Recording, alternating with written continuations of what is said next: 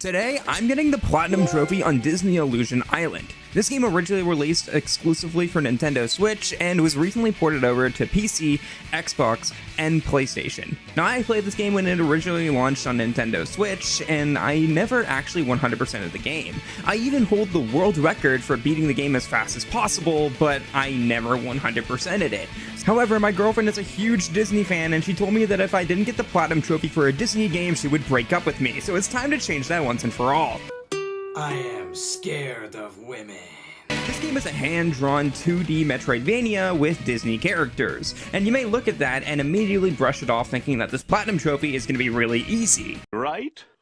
Wrong! To my surprise, this game was actually pretty difficult to get the Platinum Trophy on, but that mainly comes down to two different trophies that are in the game. Disney Illusion Island has 53 trophies, including the Platinum, and more importantly, it doesn't have a guide on PSN profiles, which means I was pretty much on my own for the entirety of this game. We start off the game strong with Mickey and Minnie engaging in a premarital kiss.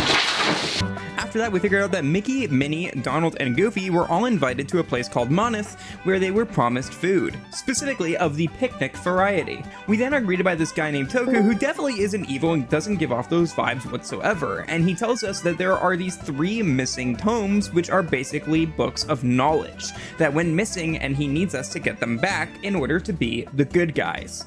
Not thinking for 1 second that this could be a ploy because this game is made for literal children, they take his word at face value and go ahead and get started on the adventure. And that's pretty much it for the story in this game. Thanks for watching. Nah, I'm kidding. We have 53 trophies again, and I haven't even popped a single one. But I'm not joking when I say that the story is super simple, and there's not really much that I'm going to be going over for the actual plot of the game, at least until the end of the story, but this game is very much so more about exploring the world and getting all the collectibles than the plot. Now, Disney Illusion Island, like I mentioned before, is a metroidvania, which if you don't know what that is, basically you unlock key abilities that unlock different parts of the map and let you explore different areas. So we end up unlocking our first ability by going down the only path that we have access to, where we get the jump boost. We popped our first trophy for unlocking this, and we're actually going to get a trophy for every single upgrade that we get in the game, so get used to it. After using the jump boost, which is basically just a double jump, we were able to cross this gap that we weren't able to cross beforehand.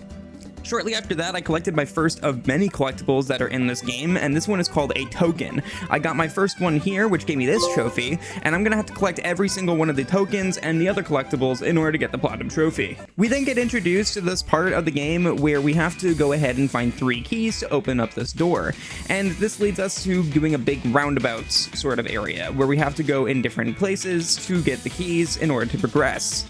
It was along this path that I got 2 different trophies here, one for finding my first hidden area, and one for collecting another type of collectible in the game called the Mickey Memorabilia. After collecting all the keys for the door and being able to progress forward, we ended up getting our next ability. Now, I should mention that this is a guy named Mazzy, and he's the person who gives us all of our upgrades that we get. It was here that he gave us the ability in order to wall jump, and so we got a trophy for being able to do that now. This allowed us to access this wall jump spot right here in order to go up to our next area, and it was here where we met the map giver for the very first time. Whenever you meet them, they give you a piece of the map, which reveals the surrounding area that you're currently in. And I got a trophy for finding him for the first time. I continued progressing through this area, which was called the Overgrown Farmlands, and it was in here that I actually got my next trophy for visiting a healing pool for the first time, which is just a place where you can heal the hearts that you have lost. This is also something that I would have to find each one of them in the game for in order to get another trophy, but they are not too hard to find, and you honestly will find them pretty organically. After progressing farther upwards, we came across another roadblock where we couldn't find a way to progress forward. So we ended up getting this thing called the Smuggler's Pass, and that allowed us to backtrack. We ended up backtracking a lot, all the way to the beginning of the game, where we were able to use our wall jump to get up to another area called Gizmopolis. Now, after exploring Gizmopolis, it actually turned out that this is where our first boss fight was and where we would get our first tome. Now, the bosses in this game are actually really cool and really unique, but they're also really long. And this one, we had to hit these switches in order to defeat him.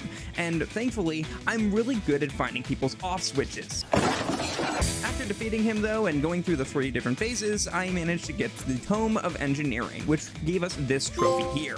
Now that we have defeated the first of the 3 guardians that stood in our way of the tomes and getting our first of the 3 of them, it was time for us to leave Gizmopolis. Along the way, we managed to get our next ability, this time for ground pounding, which gave us this trophy here.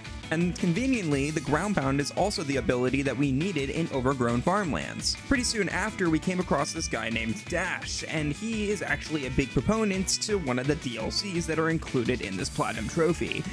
But right now, he's only here to give us this camera, which is used for our final main collectible of the game, which are the hidden Mickeys. There are a bunch of these in the game, and they are also the only ones that are not tracked on the map for you, so these are really hard to find. And I definitely didn't use a single guide for any of them. Stop the cap.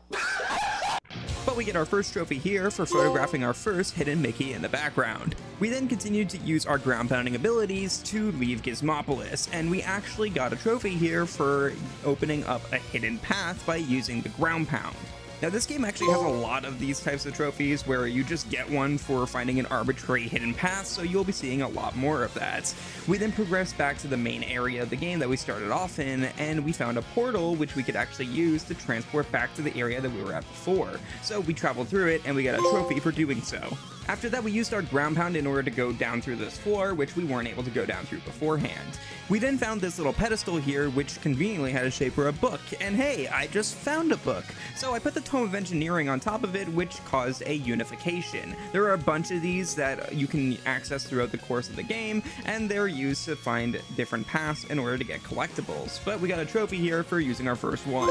This accessed an area called Terrarium Town, and this is easily one of the most confusing parts of the game and one of the most confusing areas. There's just so many different paths to go through, and I constantly got lost while I was going throughout here. Now that's probably because I have the brain the size of a pea, but nonetheless, it was still relatively challenging in order to find my way around.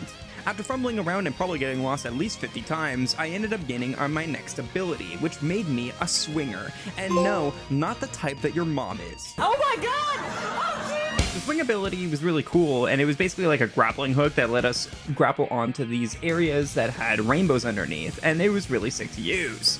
Once I got that, I used the swing ability in order to explore more of Terrarium Town, and I managed to complete my first set of Mickey memorabilia, which I ended up getting a trophy for right here. We then progressed through this really pretty area, which kind of was all about stars and different constellations and stuff like that, and it was really cool to go through.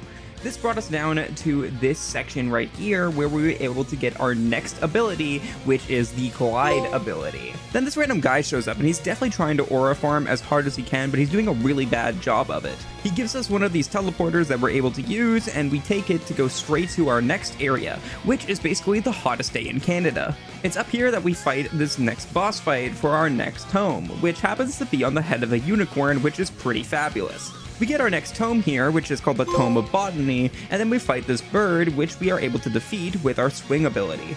Now that we had our second of the 3 tomes acquired, we go ahead and take this tome back to the area in which we unlocked Glide, which we can use on another one of these pedestals, which gives us this trophy right here. This takes us to this seaside village type of area, which we meet this guy named Uncle Steve, and he tells us that we need to turn on a generator in order to activate the rails that will help us on our way, which, after we explore a little bit more, we are able to find that and turn it on, giving us this trophy here as well. Using the rails, we're able to get up to this teleporter right here, which takes us to our next major area, which is actually in Gizmopolis, and it's called Mops. This is another big maze-like area where we have to figure out where to go, and there's 4 different pathways which we can go at different times. We'd head down one path, we'd hit a button, and then the place would shift around a bit, and we have to go back and go down a different one, and so on and so forth until we got our final ability in the game, which is the Deep Dive ability. This allows us to dive underwater, and honestly, the controls underwater just aren't the greatest. Thank God there is no underwater level, right? Right? Now that Mops has been completed, we actually unlocked the first of many DLC mystery cases. Now, Disney Illusion Island had 3 major DLC updates, and they were all included in the trophies and achievements for these new releases. I had never actually played any of the DLC before. I stopped playing this game well before the first one was released, but this was the second batch of DLC that they released, which involves helping out Dash the Dolphin with different mystery cases that he's trying to solve. And honestly, I'm not gonna lie, I used a YouTube video in order to help me out.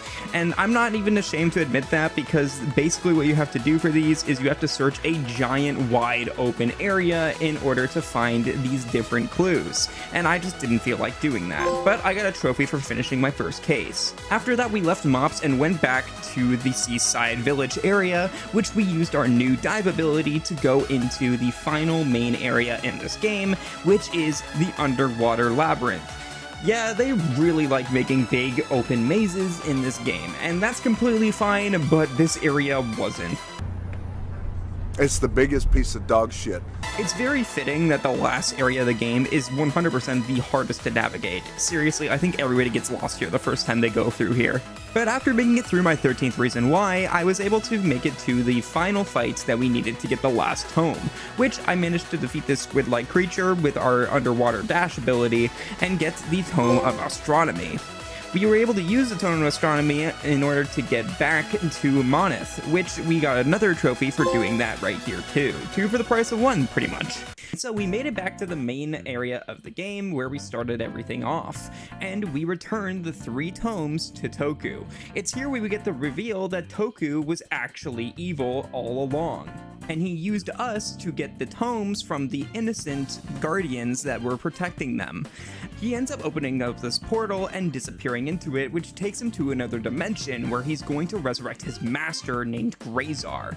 The squad ends up being very distressed and distraught about the fact that they were actually working with the villain the whole time instead of being heroes, and so they decide to make things right by going and unfreezing all the people that they had frozen in order to get the tomes. Now, there was secretly a 4th tome that Toku had, which is called the Tome of History, and we got a trophy here for getting it after this cutscene. This tome gave us the ability to fast travel to anywhere on the map that we had been to, which was very, very helpful for 100% in the game, which we used for the first time here and got this trophy.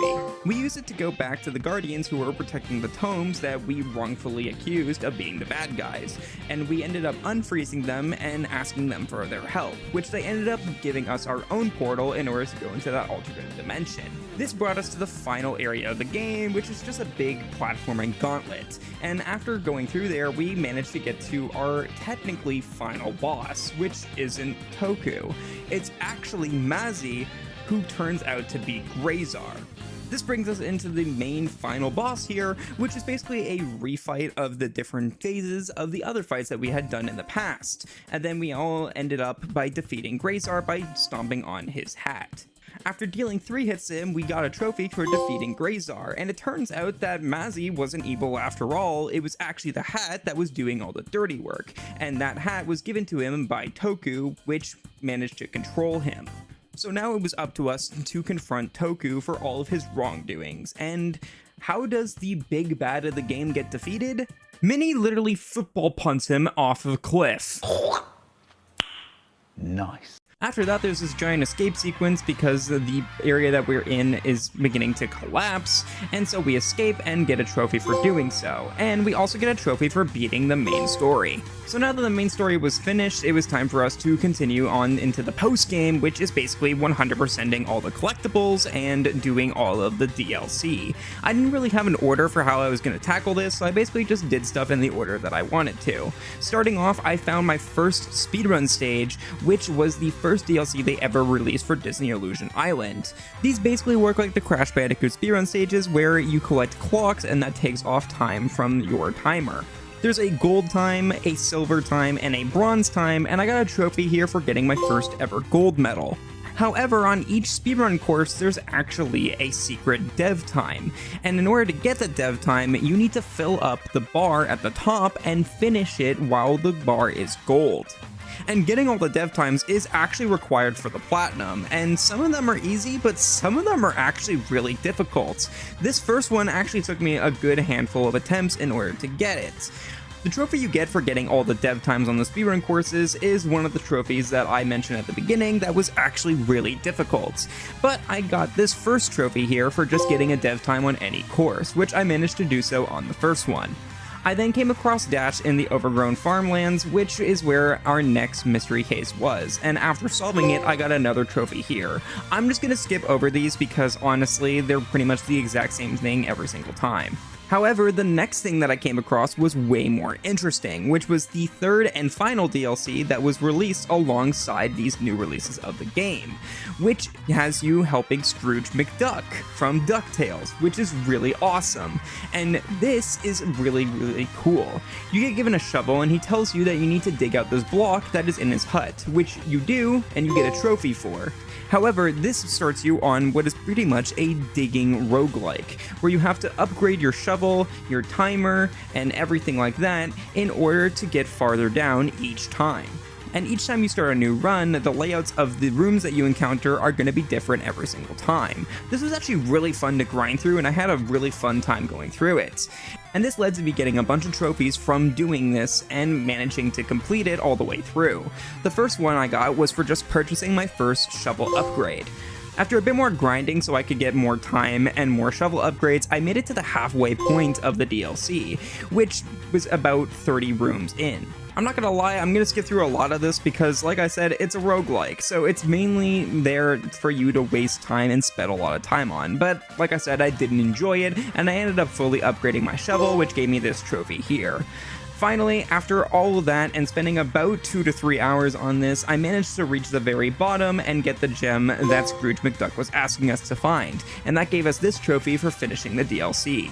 From that point forward, the only thing that remained was for us to get every single collectible and work on the 2 other DLCs, which was the speedrun ones and the mystery ones. So I basically just took this section by section, starting with Terrarium Town, where I found an additional mail rails generator button, which was just a secret area that I could find, which gave me this trophy here.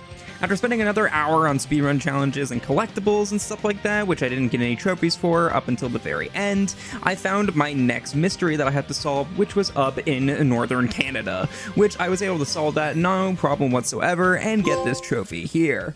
I got another miscellaneous trophy here, finding this shortcut under Crater's Bay, which was relatively easy to find. Like I said, you'll find all of these shortcuts just from playing the game and collecting everything, so it wasn't hard to find whatsoever. And then finally, I managed to find the one healing pool that I hadn't found at this point, and I got a trophy for that as well. I then moved on to Gizmopolis, where I ended up finding this hidden rail shortcut right here, which gave me another trophy for just a hidden pathway. At that point, I had been playing for about 8 hours that day, so I decided to call it for the night, but before I did that, I decided to enter the Delilah code on the credits. This is super easy to do because you just have to spell out Delilah, which is the developers of the game, with your controller. So down, left A, which is nothing hard, and it gave me this easy trophy here. The next day I came back stronger than ever and determined to get the platinum, and I started off by finishing our next mystery case, which was in Crescent Hamlet, and I did that with no issues whatsoever, and definitely not the help of a guide whatsoever. That's count! That's count! Anyways, here's the trophy pop for that. I then came across my final speedrun challenge that I had to get a dev time on, and like I said, I'm skipping through these because I didn't get a trophy until the very end of doing them all, but I want to just preface that this took a while. Some of them were very difficult, and this was definitely more of a grind than I thought it would be, but I got a trophy for getting all the gold medals on the map, and finally I got a trophy for getting every single dev time on all courses. I spent another hour and a half pretty much just finishing off all the rest of the collectibles, which is the main thing that we had left. And we started off by getting all the map pieces, which I only had one left after the main campaign finished, and it took me this long to find it. At this point I had collected pretty much everything in the game and was basically missing only one collectible of each. So at this point, pretty much all of the trophies started rolling in at the same time, starting with me collecting the last Mickey memorabilia right here for this trophy. And then I finished doing all of the unifications on the map using the different tomes, which gave me this trophy here. Shortly after that, I collected the final token that I had left. Some of these were really hard to find, but thankfully I was able to get them no problem. The same can't be said though for photographing all of the hidden Mickeys, because unlike the rest of the collectibles in this game, they are not shown on your map and you basically have to find them for yourself. And I am once again proud to say I used a guide for this. There was no way I was going to find these all on my own, and after the last one, I got this trophy here for finally getting them done. The last thing I had to do before I started on my final playthrough of the game, which I'll get to in a second, was for finishing the final mystery with Dash, which was actually in the main central area of the map. So I finished that mystery right here and finished off this DLC as a whole and got a trophy for it as well. Now you may be wondering what I meant by my second playthrough. Well, you see, for collecting all of the glowing orbs in this game called Glimpse, you unlock a mode called Iron Mouse mode. This is a permadeath mode, and you have to play the entire game all over again. This means that you cannot die a single time, and if you do, it actually locks your file, and you have to start all over again. This was very terrifying, and this was the other trophy that was extremely difficult and very surprisingly difficult at that. Now, thankfully, you don't have to 100% the game in order to finish Iron Mouse mode, so I basically just beelined it through the story. However, the scary thing is that you only have 3 hearts to do so. Well, sort of. If you know you're about to die or you're low on hearts, you can actually quit out of the game and reload your file, and it will revitalize all of your health. And I definitely used this to my ability, and I'm, once again, for the 3rd time, not ashamed of saying that, because this is definitely way more difficult than I expected it to be. But pretty much I just went through the game one more time. It took about 2 hours to go through it, and I actually used my speedrunner knowledge and used a glitch called Infinite Wall Cling, which I used to climb up these walls infinitely so I could skip the Terrarium Town section because I just really hate that section and didn't want to go through it again. But I managed to get to the final boss, which was Brazar, and I had a very big scare here where I accidentally died and I thought I locked my file out and would have had to start all over again, but thankfully I quit out at the very last second that it allowed me to. And so with that, I ended up finishing Iron Mouse mode, getting the trophy here, and getting the platinum shortly after. And there you have it, that is the Platinum Trophy experience for Disney Illusion Island, and honestly, this game was more difficult than I thought it was going to be, surprisingly so, to the point where I would actually say there is no PSN profiles, so there's no like difficulty listed, but I would probably put it at like a 4 or a 5 out of 10, mainly just for Iron Mouse mode. There was multiple times on the final boss where I had very close calls to locking out my file, but overall, if you play it safe, it's not too bad, and you just gotta make sure you're good at the final boss and the final area. But overall, I just really love this game. It's so underrated. The art style is absolutely gorgeous, and it's just a joy to play through. So I definitely recommend this game to anyone out there. Thanks so much for watching this video, guys. If you enjoy the Platinum Trophy videos, make sure to drop a like on the video and subscribe to the channel and share this video with your friends and family so that it can gain more traction. You can also let me know in the comment section below which Platinum Trophies you think I should go for as well, and make sure to drop me a follow on Twitch with the link in the description below. Thank you all for watching, and see you guys next time. Bye.